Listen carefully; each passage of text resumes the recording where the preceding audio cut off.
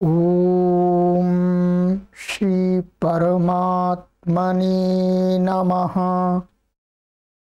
ओम श्री गुरुभ्यो नमः।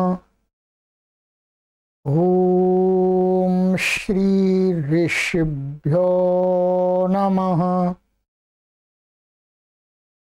ओम असतो मा सद्गमय तमसो मा ज्योतिर्गमय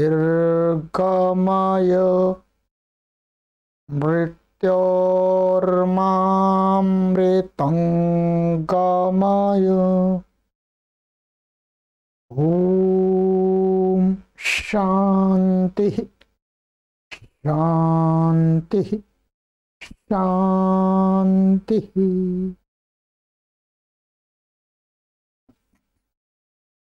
सर्वेभ्यो नमः।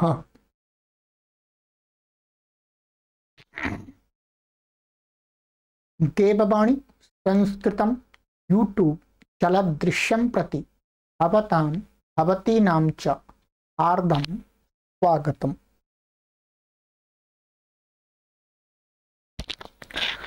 मित्रों,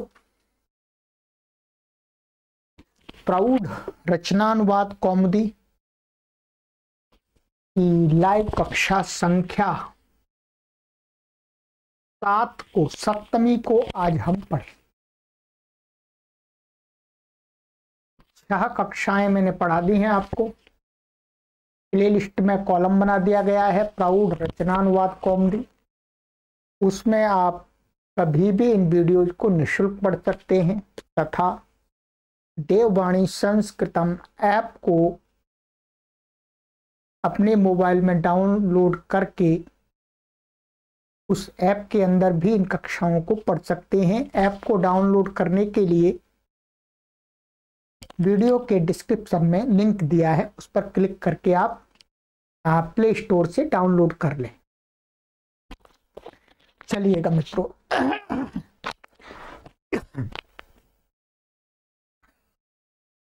और कोई अधिक जानकारी आपको चाहिए तो देववाणी संस्कृतम टीम के ये नंबर हैं, ये व्हाट्सएप नंबर हैं दोनों, इन पर आप संपर्क करके जानकारी प्राप्त कर सकते हैं।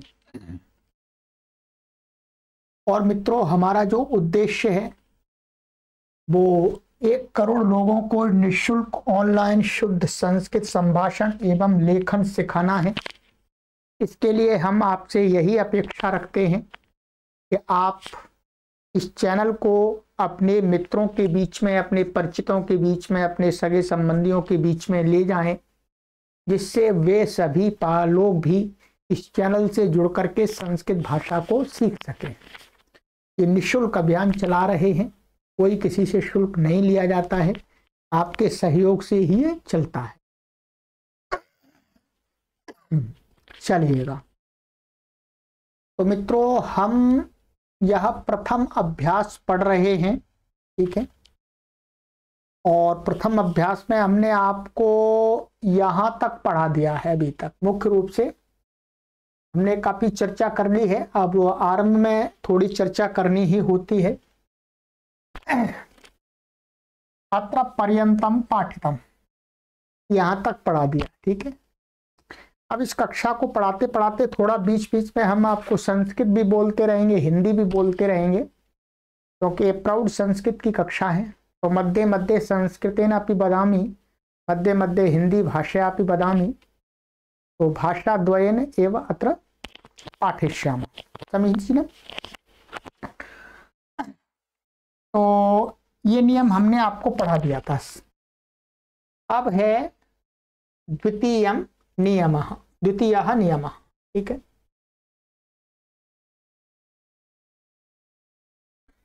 नियम 2 ये बता दी थी कि कर्ता में प्रथमा होती है कर्तृवाच्य में और कर्म में प्रथमा होती है कर्मवाच्य में, ठीक है। अब बता रहे हैं, किसी के अभिमुखीकरण तथा सम्मुखीकरण में, अर्थात संबोधन करने में संबोधन विभक्ति होती है। किसी के नहीं, या किसी को होना चाहिए, ठीक है। किसी व्यक्ति को अभिमुखीकरण, सम्मुखीकरण माने अपनी तरफ उसको, उसका मुख करने के लिए, अर्थात उसको अपनी तरफ दिखाने के लिए, वो हमारी तरफ देखे, तब हम उसको सम्मुखीकरण और उसको अपनी तरफ अभिमुखीकरण करने के लिए जो शब्द का प्रयोग करते हैं वो शब्द होता है संबोधनवाची शब्द। जैसे मानिएगा मैं पढ़ा रहा हूं और आप पढ़ रहे हैं, परंतु मैं यहाँ बोर्ड पर पढ़ा रहा हूं और आप अपनी पुस्तक में देख रहे हैं, तो मैं आपको अपने तरफ सम्मुखीकरण करने के लिए, अभिमुखीकरण करने के लिए आपको बोलूंगा राम। राम आपका मानिएगा राम नाम है, तो राम, तो आप एकदम राम शब्द को सुनकर के एकदम मेरी तरफ देखने लगेंगे। तो ये क्या हुआ, जो राम शब्द मैंने प्रयोग किया, ये किसके लिए किया, आपको अपनी तरफ, मैं अपनी तरफ आपको अभिमुखीकरण करने के लिए, आप मुझे देखें, मुझे सुने, मैं क्या कह रहा हूं, मैं क्या पढ़ा रहा हूं। तो इस प्रकार की क्रिया को करने के लिए कोई व्यक्ति है, उसको अपनी तरफ अभिमुखीकरण करने के लिए, सम्मुखीकरण करने के लिए जिन शब्दों का प्रयोग किया था वो संबोधन होते हैं। और संबोधनवाची शब्दों में एक कहते हैं कौन सी विभक्ति प्रयोग होगी, तो कहते हैं संबोधन में संबोधन विभक्ति होती है, ठीक है। संबोधन विभक्ति अर्थात प्रथमा विभक्ति होती है, इसको ऐसा कहना चाहिए। व्याकरण की भाषा में क्या होती है, प्रथमा विभक्ति ही वस्तुतः संबोधन की विभक्ति होती है। हाँ, संबोधन का उसमें कुछ एक कार्य विशेष हो जाता है एक वचन में, अन्यथा वो प्रथमा विभक्ति होती है, ठीक है। तो इन्होंने कहा है कि सम्मुखीकरण करने में संबोधन विभक्ति होती है, अर्थात जो हम जो रूप पढ़ते हैं संबोधन के रूप वो होते हैं, ठीक है। इसके लिए क्या है आपको बताऊं, ये पाणिनि का सूत्र है इसकी,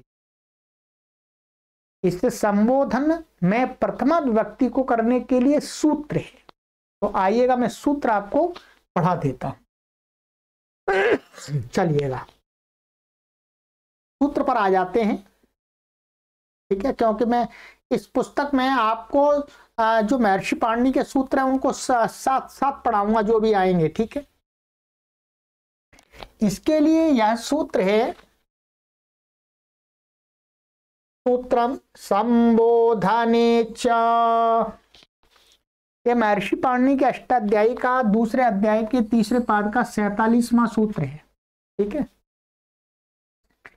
और इसके ऊपर ये वाला सूत्र है जो मैंने गत कक्षा में आपको पढ़ा दिया था, प्रातिपदिकार्थ लिंग परिमाण वचन मात्रे प्रथमा, इससे ऊपर ये सूत्र है, ठीक है। ये 46वां है, 46 है, ठीक है। तो क्या होता है इसमें मित्रों, इस सूत्र में, इसके नीचे ये सूत्र है, तो इस सूत्र में से क्या है, ये प्रथमा विभक्ति आ जाती है, ठीक है। तो इसका अर्थ देखिएगा मैंने लिखा है, अर्थ संबोधने च प्रथमा विभक्ति भवति, संबोधन में प्रथमा विभक्ति होती है, वस्तुतः वो प्रथमा होती है, संबोधन नहीं होती है, ठीक है। तो जो संबोधन करते हैं उसमें भी प्रथमा विभक्ति होती है, ठीक है। तो जैसे उदाहरण में हे देवदत्ता, हे देवदत्तौ, हे देवदत्ता, ध्यान रखेंगे ये हे तो हमने अपनी तरफ से जोड़ दिया है, ये कोई जरूरी नहीं है। मुख्य रूप से संबोधन में कौन से रूप बनते हैं, ये बनते हैं देवदत्ता, देवदत्तौ, देवदत्ता। इस हे के स्थान में हम और दूसरे शब्द भी जोड़ सकते हैं, आए जोड़ सकते हैं, भो जोड़ सकते हैं, ठीक है, जोड़ सकते हैं। और बिना जो जोड़े भी बोल सकते हैं देवदत्ता, ऐसे भी बुला सकते हैं देवदत्ता, राम ला सकते। तो ये वस्तुतः संबोधन इसका ये दिखाने के लिए लगा देते हैं, मोटे रूप से पहचान के लिए कि हाँ ये संबोधन दिख रहा है। ये वस्तुतः इसका इस व्याकरण की दृष्टि से ये ऐसे नहीं लिखा जाना चाहिए, केवल देवदत्ता देवदत्तौ देवदत्ता ऐसे ही लिखा जाना चाहिए, ये लगा करके नहीं लिखा जाना चाहिए, परंतु थोड़ा सरलता से समझाने के लिए पुस्तकों में ऐसा प्रयोग दिखा दिया है। ठीक है, तो संबोधन में प्रथमा विभक्ति होती है, अतः संबोधने प्रथमा विभक्तिरभवति। सरलम अस्ति। चलिए ये हुआ एतदभूत अग्रे। तो यहां पर लिखा है हे राम हे कृष्ण, वही बात है। ठीक है, तृतीय नियमः कर्तुरीप्सिततमं कर्म। ध्यान दीजिएगा क्या कह रहे, कर्तुरीप्सिततमं कर्म, ये कर्म को बताने जा रहे हैं कि कर्म क्या होता है। कर्म किम भवति, कर्मणः परिभाषा अत्र उच्यते, कर्म की परिभाषा बताई जा रही है। तो कहते हैं कर्तुरीप्सिततमं कर्म, ये अष्टाध्यायी का सूत्र है। कहते हैं कर्ता जिसको माने व्यक्ति वस्तु या क्रिया को विशेष रूप से चाहता है उसे कर्म कहते हैं। अर्थात कोई भी कर्ता कोई क्रिया करता है, उस क्रिया के द्वारा वह जिसको प्राप्त करना चाहता है वही उस क्रिया का कर्म होता है, माने कर्म कारक होता है। उसके लिए महर्षि पाणिनि ने सूत्र बना दिया है। ये सूत्र बना दिया, कर्तुः ईप्सिततमं कर्म, माने कर्ता क्रिया का कर्ता, क्रियायाः यह कर्ता, तस्य यत् ईप्सिततमं तत् कर्म संयम भवति। ठीक है, अभी मैं अर्थ दिखाता हूं। तो उसे कर्म कहते हैं, इसका भी अर्थ देख लीजिएगा। इसके लिए भी ये सूत्र था जो बताया इन्होंने, डॉक्टर कपिल देव जी ने। अर्थ यहां पर देख लीजिएगा। समीचीनम पश्यतु, कर्तुरीप्सिततमं कर्म, ये प्रथम अध्याय के चौथे पाद का 49वां सूत्र है, 49। ठीक है, अर्थः कर्तुः क्रियया यदाप्तुम इष्टतमं तत् कारकं कर्म संयम भवति। ये सूत्र का अर्थ है। ठीक है, क्या कर्ता का क्रिया के द्वारा यद आप्तुम माने जो प्राप्ति के लिए, इष्टतमम माने इष्ट है, जो प्राप्त करना चाहता है, वह तत् माने वह, कारकम वह कारक माने क्रिया का साधक, कर्म संयम भवति कर्म संयक होता है। समीचीनम। जैसे उदाहरणेन देवदत्तः कटम करोति, तो देवदत्त की करोति क्रिया के द्वारा क्या चाह रहा है, चटाई को चटाई बन जाए। तो कटम क्या हो गया, कर्म हो गया। ग्रामम गच्छति देवदत्तः, देवदत्त गांव को जा रहा है। देवदत्त जाना क्रिया कर रहा है, जाना क्रिया के द्वारा क्या चाहता है, वो गांव में जा रहा है तो गांव को प्राप्त होना चाहता है। तो गांव क्या बन गया, कर्म बन गया। ठीक है, कोई भी क्रिया होगी इसी प्रकार से। समीचीन। चलो तो ये हो गया आपका कर्तुरीप्सिततमं कर्म।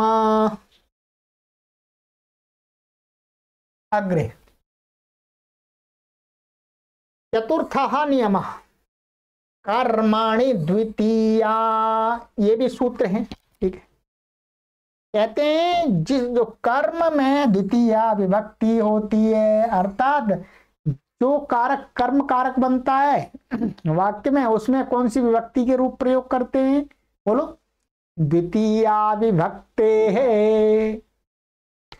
जैसे सा पुस्तकम पठति, सा रामम पश्यति, ते प्रश्नम पृच्छन्ति। तो पुस्तकम अत्र द्वितीय, रामम अत्र द्वितीय, प्रश्नम अत्र द्वितीय, अर्थात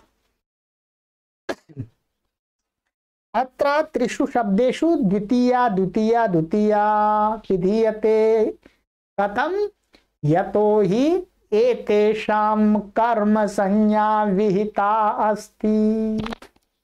कर्म संज्ञा है इसलिए यहां द्वितीया कर दी। ठीक है, अब इस सूत्र का अर्थ देख लीजिएगा महर्षि पाणिनि के अष्टाध्यायी के अनुसार। सूत्र का अर्थ है ये आपका, ठीक है, लीजिएगा। कर्माणि द्वितीया, दूसरे अध्याय के तीसरे पाद का दूसरा सूत्र है ये। समीचीन। अर्थः अनभिहिते कर्माणि द्वितीया विभक्ति भवति। ठीक है, अनभिहिते का अर्थ यहां पर आपको लेना है मोटा मोटा कि कर्तृवाच्य के कर्म में, बस इतना लेना। ठीक है, क्या कर्तृवाच्य में, माना अनभिहिते माने कर्तृवाच्य कर्मणि द्वितीया विभक्तिर्भवति, कर्म में द्वितीया विभक्ति होती है।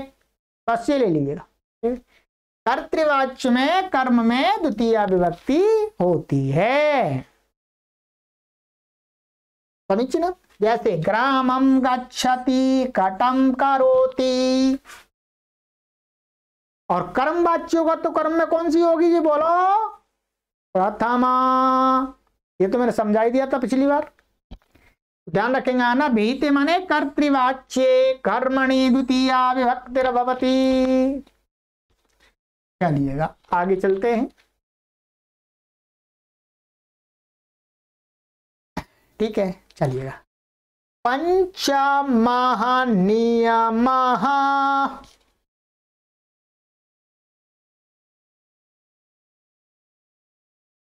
चलिएगा।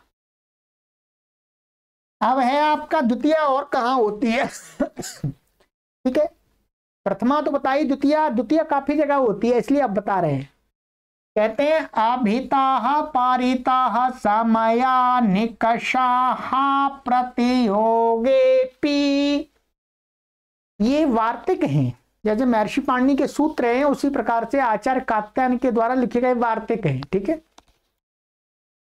तो कहते हैं ये अभिताः पारिताः समया निकषा आ और प्रति, ठीक है, ये क्या है? सभी अव्यय हैं। रचनानुवाद कौमुदी के अंदर पढ़ा दिए गए हैं। ये सभी क्या है? अव्यय हैं। तो अभिताः पारिताः समया निकषा आ प्रति, ठीक है, इनके साथ माने इन शब्दों में नहीं, इनके साथ का अर्थ है इनका योग है वाक्य में जिस शब्द के साथ, अर्थात इन शब्दों का संबंध है, रिलेशन है, जिन शब्दों के साथ उन शब्दों में द्वितीया होती है। ठीक है, अर्थात एतेषां शब्दानां संबंधः यैः शब्दैः सह तेषु शब्देषु द्वितीया विभक्तिर्भवति। अब ये संस्कृत में, मुझे संस्कृत आती है, मैं तो संस्कृत के माध्यम से पढ़ा सकता हूं, परंतु पढ़ाने मात्र से प्रयोजन नहीं है। प्रयोजन किससे? आपको भी चीज समझ में आनी चाहिए, मुख्य रूप से चीज समझ में आनी चाहिए। मैं संस्कृत बोलता रहूं, आपको कुछ भी समझ में ना आए पूरी बात, तो क्या फायदा है? मैं ये दिखाता हूं कि भाई मुझे संस्कृत आती है, धारा प्रवाह बोलना, पर पल्ले पड़े नहीं हमारे पाठकों को, तो हमारा परिश्रम तो बेकार। तो हमको सारी चीज देखनी होती है, ठीक है। हमें देखना होता है सबसे पहले कि हमारे पाठकों को जो हम पढ़ा रहे हैं वो विषय समझ में आ रहा है कि नहीं आ रहा, तो चाहे किसी माध्यम से आए वो आना चाहिए। उसके बाद में है फिर संस्कृत संभाषण, तो ठीक है। तो कहते हैं जैसे द्वितीया भवति, द्वितीया होती है जैसे यथा नृपम अभिताः, राजा के दोनों ओर। तो अब इसका संबंध रिलेशन किसके साथ, नृप के साथ, तो नृपम में द्वितीया हो गई, ठीक है। पारिता हवा अथवा परिता कर दीजिएगा, राजा के चारों ओर। ग्रामम समया निकषावा, गांव के समीप, तो ग्रामम में द्वितीया हो गई, ठीक है। समयाकार निकषा का समय समीप होता है। बुभुक्षितम न प्रतिभाति किंचित, ठीक है। तो बुभुक्षितम न प्रतिभाति, तो प्रति आ गया, तो बुभुक्षितम में द्वितीया हो गई। भूखे व्यक्ति को कुछ भी नहीं अच्छा लगता है, भूखे को तो रोटी चाहिए भाई। भूखे को आप वस्त्र देने लगे, ठीक है, उसका सम्मान करने लगे, पगड़ी बांधने लगे, तो उसको वो नहीं चाहिए, वो अच्छी लगे, उसको रोटी चाहिए, ठीक है। रोटी अर्थात भोजन चाहिए। बुभुक्षितम न प्रतिभाति किंचित, बुभुक्षितम में द्वितीया हो गई, ठीक है। यहां पर एक छूट रहा है हा, तो हा भी कर सकते हैं, ठीक है। देवदत्तम हा, ठीक है। इस प्रकार से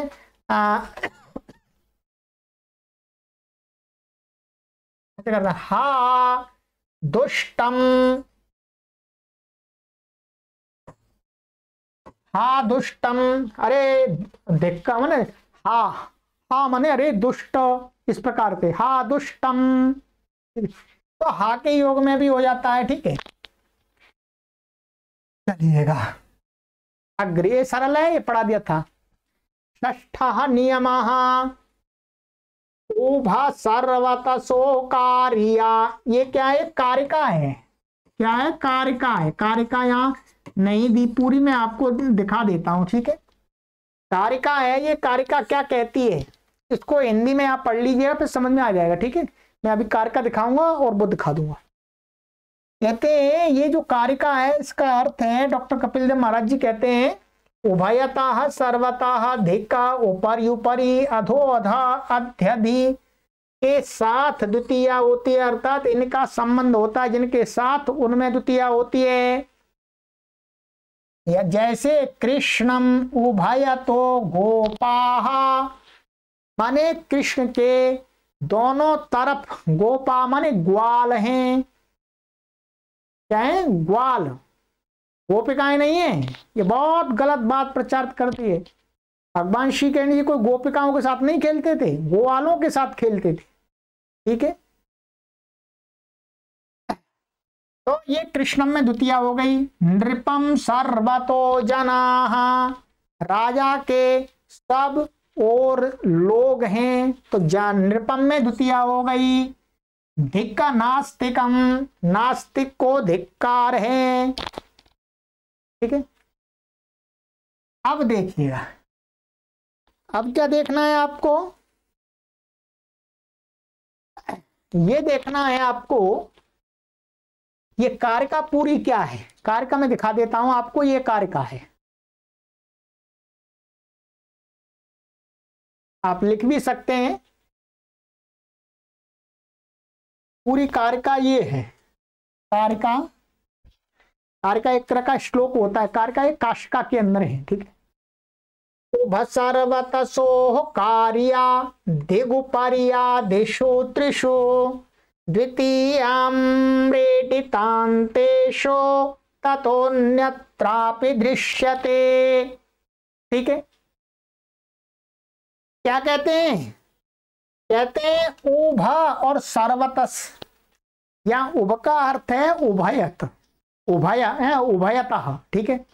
और सर्वतः, इन दोनों शब्दों के में के योग में संबंध में, और धिक, धिक आपको धिक के योग में, और कहते हैं उपरिया दिशु त्रिशु द्वितीया आम्रेडितांतेषु, ये अलग तोड़ने पड़ेगा, द्वितीय अलग है, आम्रेडितांतेषु माने आम्रेडित संज्ञक ऊपरी, ऊपरी आदि माने एक ऊपरी है, अधि है, ऊपरी अधि और आधा।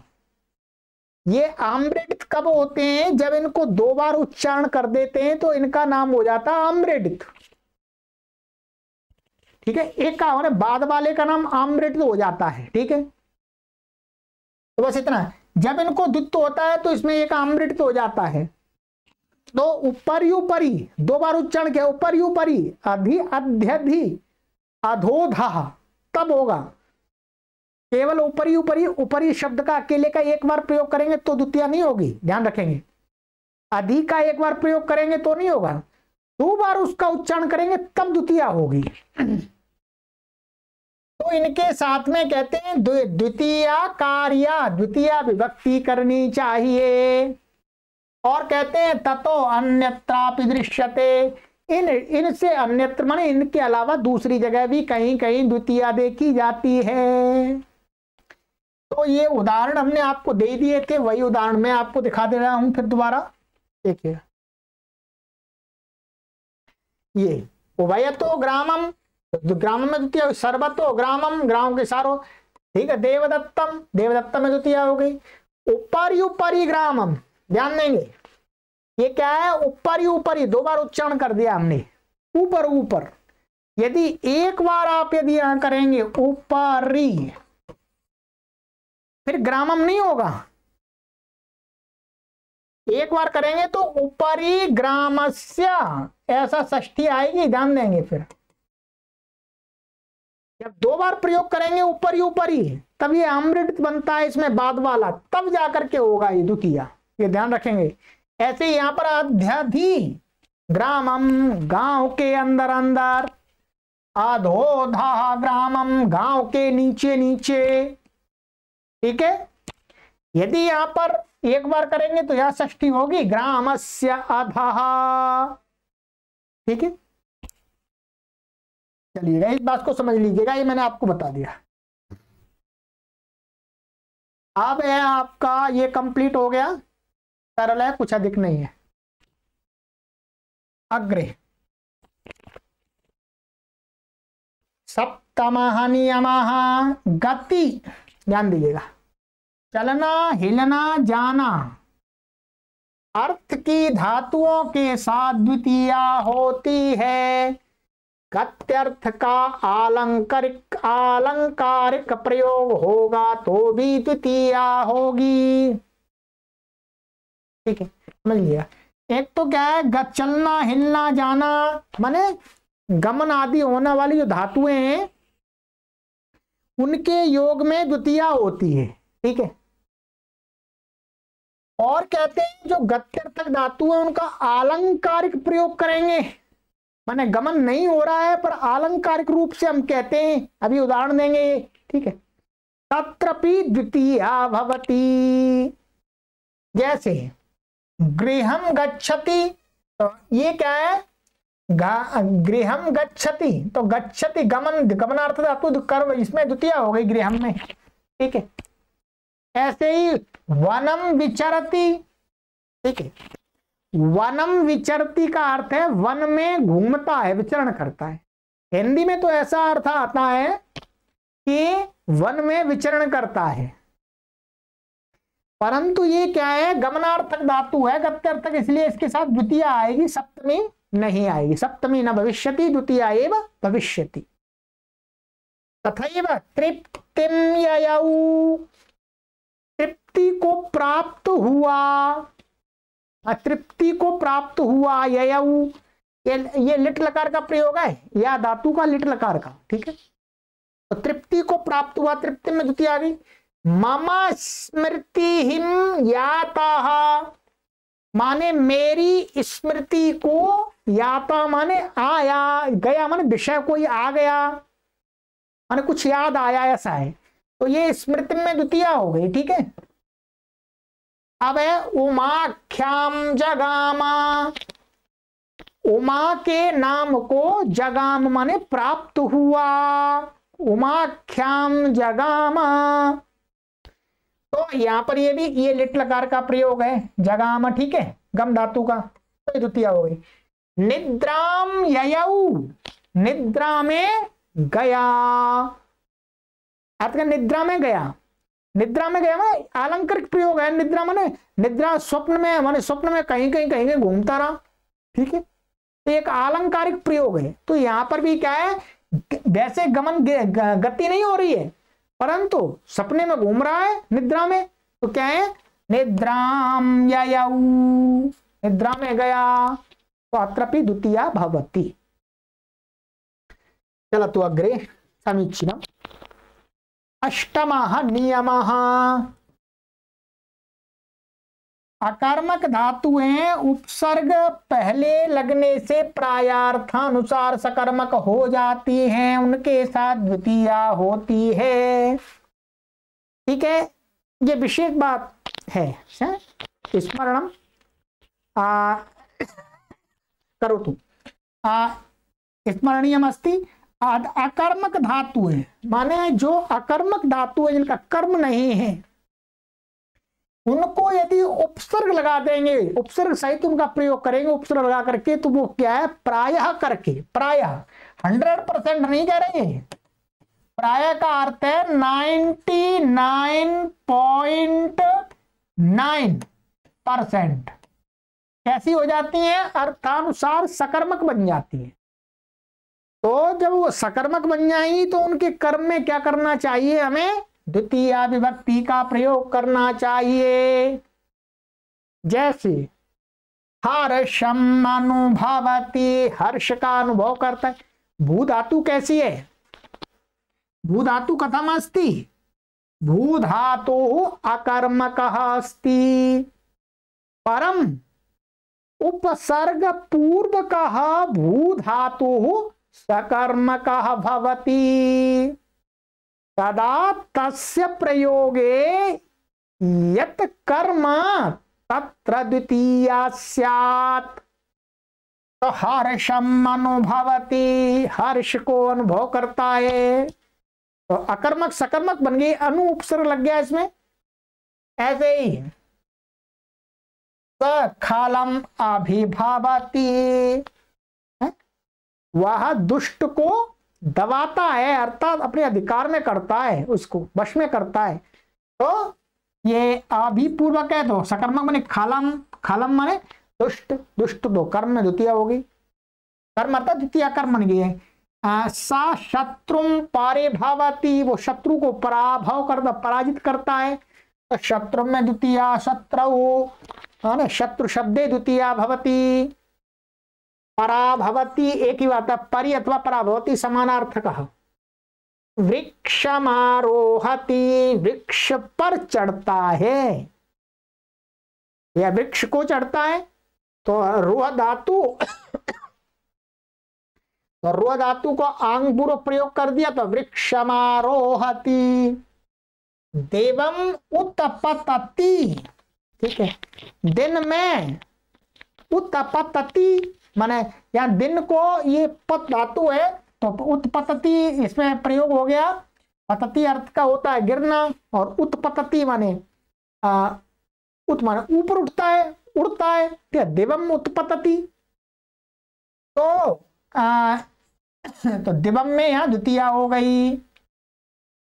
स्वामी चित्तम अनुवर्तते, स्वामी माने अपने मालिक के, चित्त का माने अपने मालिक के मन के अनुकूल व्यवहार करता है, तो स्वामी चित्तम अनुवर्तते।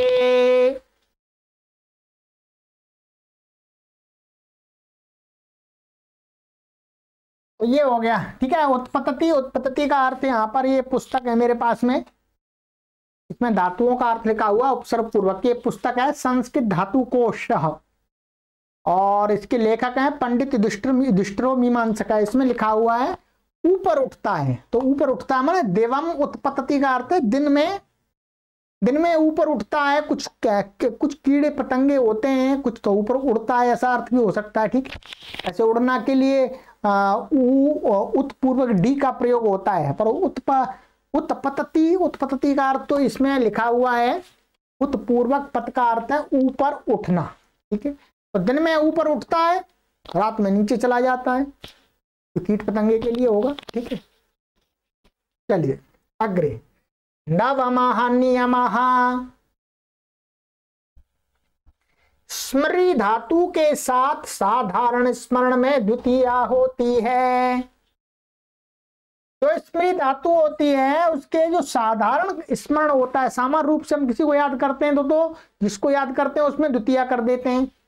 खेद पूर्वक स्मरण में षष्ठी होती है, परंतु दुख पूर्वक किसी का स्मरण करते हैं तो उसमें द्वितीया हो जाती है।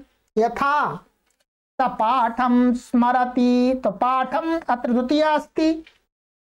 बालः मातुः स्मरति, बालक माता का स्मरण करता है तो बालक दुख पूर्वक स्मरण करता है तो मातुः अत्र षष्ठी भवति है, तो बालक खेद के साथ में माता का स्मरण करता है। तो ये आपका मैंने प्रथम अभ्यास का जो पढ़ाने वाला पाठ था वो कंप्लीट करा दिया है, भूमिका आपकी थोड़ी थोड़ी बना दी है, और साथ में ये ध्यान रखेंगे इसमें मुझे आपको व्याकरण भी पढ़ाना है, इसलिए अपनी तरफ से एक्स्ट्रा व्याकरण जोड़ूंगा। ठीक है, तो ये कंप्लीट हो गया है, आप इसको समझिएगा। अगली कक्षा में मैं आपको इसका जो गृह कार्य है उस पर चर्चा करूंगा। ठीक है, गृह कार्य मैं आपको अगली कक्षा में दूंगा, फिर उसका मिलान कराएंगे। इसी प्रकार से ये प्रक्रिया निरंतर सतत रूप से चलती रहेगी। आप इसका भरपूर लाभ उठाइएगा, अपने मित्रों को भी जोड़िएगा। सर्वेभ्यो नमः।